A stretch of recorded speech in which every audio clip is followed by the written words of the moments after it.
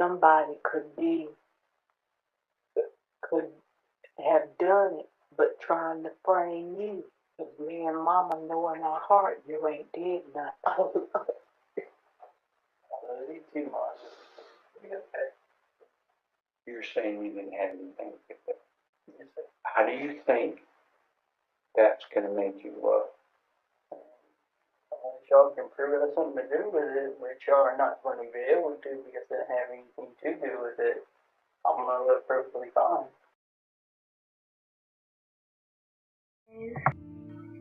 How you doing? Good, 'cause I wanted to know. Anyway, so what should we talk about today? Southview High School in Hope Mills. Investigators searching for the teenager held a press conference just a few hours ago. Brian Mims was there. And Brian, what are they saying about the circumstances surrounding this girl's disappearance? Jackie, what they're saying is the circumstances are a mystery. Hope Mills police are working with Fayetteville police, sheriff's deputies, the FBI. It's a task force of about 50 law officers to figure out what happened to this girl and where she is. At home, a family waits, losing a lot of sleep, but not losing hope. Danny, as everyone calls her, was missing. No one knows what a mother goes through when I feel like my heart has been ripped out. Danielle Locklear is a freshman at Southview High School. A good student, a popular student, her friends and police tell us. The search began at a creek hidden deep in the woods, a place locals barely talked about but teenagers knew well. Fire pits, discarded clothes, and trampled dirt told a familiar story of late-night hangouts. What didn't belong there was the word "help" carved into the ground. A few steps away, investigators found a sock, soft, unmistakably a sleep sock. It wasn't something anyone would wear outside. It was something you wore when you were supposed to be in bed. That sock belonged to 15-year-old Danielle Locklear. Hope Mills, North Carolina, sat quietly just outside Fayetteville, close enough to Fort Liberty to be filled with retired military families, far enough away to feel insulated from the world. It was the kind of town where nothing much happened, where kids biked the streets and parents assumed safety was a given. Danielle had only lived there for 10 months, but she fit in quickly.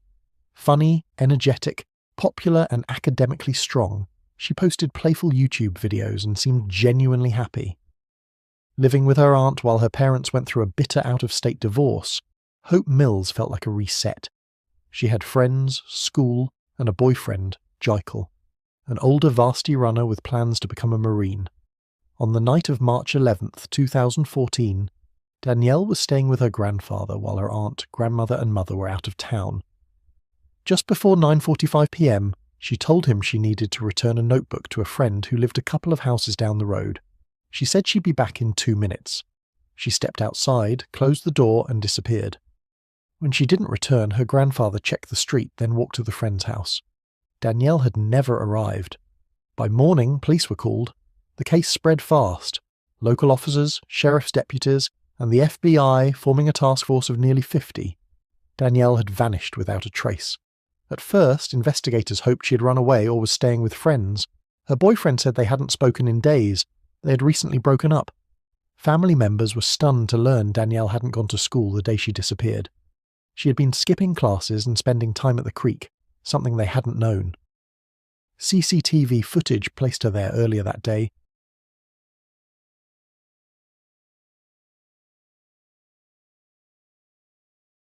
Witnesses said she seemed fine. The creek became the centre of the investigation. In addition to the sock, more of Danielle's clothing was later found nearby. K-9 units, firefighters, divers, everyone searched. Nothing turned up.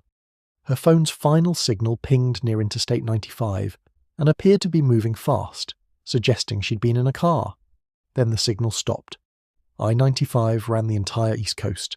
That realization widened the nightmare. Suspects surfaced and faded just as quickly. A classmate named Derek claimed to be close to Danielle, though no one else supported that claim. Rumours at school escalated, some violent, but when questioned, Derek's story unravelled into exaggeration rather than evidence. Thing I know about her: white female, black hair, blue eyes, went missing March 11th. Did you see her at school? Where'd you see her at? Walking around in hallways. I basically said hey to her one time, and that was when I was talking to my friend Caroline. From what I've seen on Facebook, very beautiful face. She was a very, very beautiful girl. You infatuated with her. She kind of felt like a secret crush. No. She was a little. She seemed a little too preppy. Kind of standoffish. Yeah. Was she standoffish to you?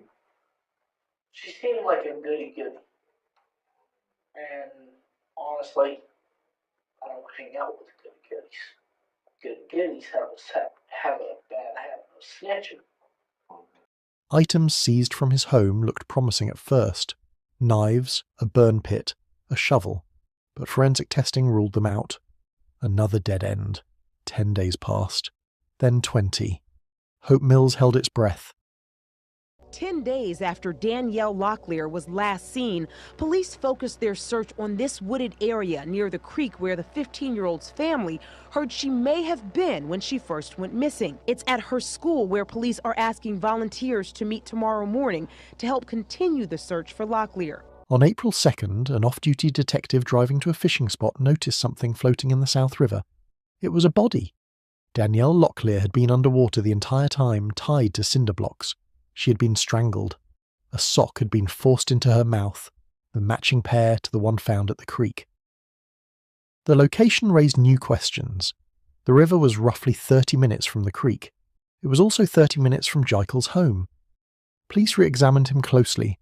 Text messages between him and Danielle from days before her disappearance were recovered.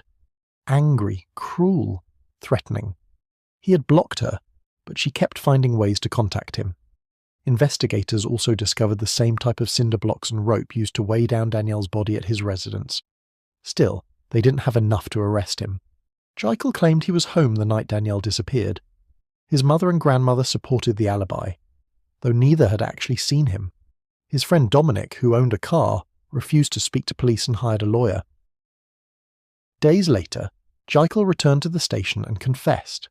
He said Dominic had driven him to Danielle's house that night. She climbed into the car willingly. They went to the creek to talk. Danielle claimed she was pregnant.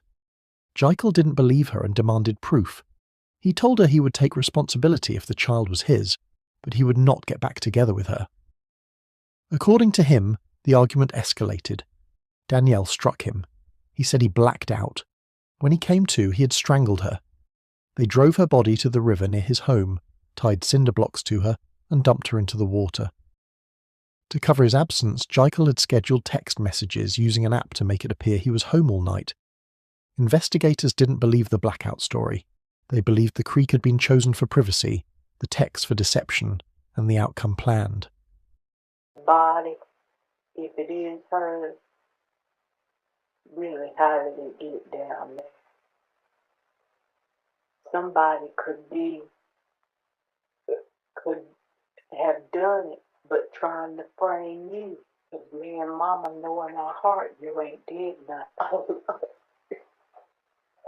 Too much. You're saying you didn't have anything to get there. How do you think that's going to make you look? If y'all can prove it has something to do with it, which y'all are not going to be able to because it doesn't have anything to do with it, I'm going to look perfectly fine. Well, then help me with this. Why did you fail the polygraph? I was nervous. I'm nervous sitting here now, so you think I'm a smart kid. Yeah, I do think you're a smart kid. Why in the world would I put her down the street and around the corner? Where's my home? Yes, sir. Right there. Come on, go ahead. What if I tell you that we found the rope that she was tied up with? And y'all found the rope At your house? shouldn't be around Why shouldn't it be? because it has nothing to do with it. Why the cinder blocks? Why the rope? Yeah. Why the polygraph? The evidence that's not going to lie. That's going to be the one thing that will get you at the end. You're going to monster. You're not going to win this battle.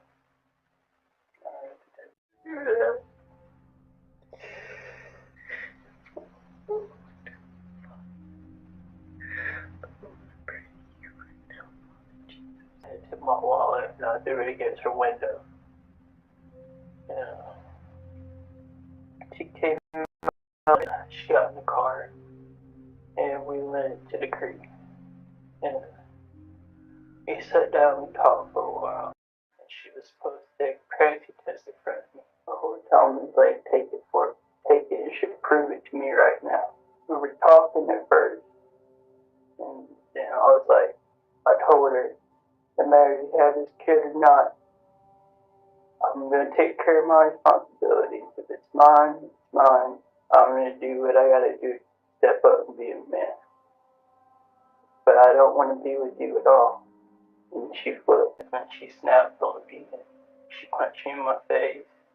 And she slapped me and jumped on top of me and got all over me. So all I remember was I grabbed her. I was choking her.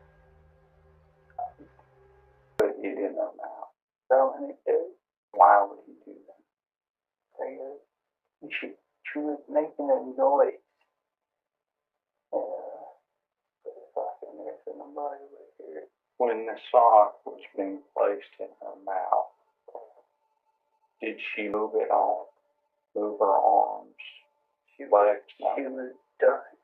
They're in the car. They're over the side, heading to the river. Taken to the grave and tunnel body.